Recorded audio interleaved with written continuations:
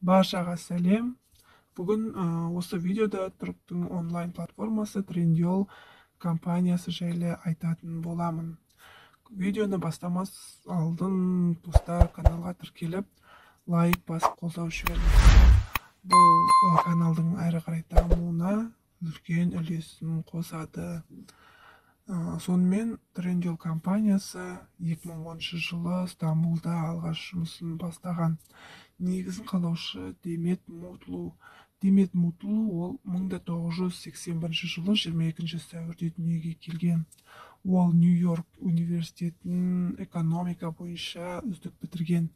2008 жылы Гарвард бизнес мектебін оқыды.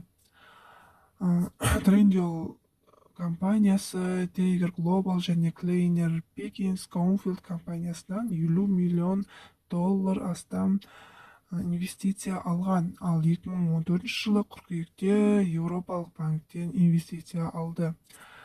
Қытайлық Alibaba Group компаниясы 2018 жылы Trendyol компаниясымен $728 миллион серіктес болыпты.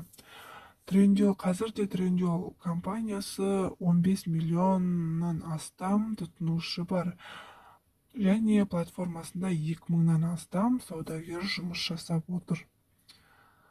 Осымен Trendyol туралы ақпараттар осы. Достар, видео ұнаған болса, лайк басып кетіңіздер, пікірлеріңізді жазып кетіңіздер, және каналға тіркеліп кетіңіздер міндетті түрде. Алдағы уақытта тағы да қызықты видеолар салуға тырысамын.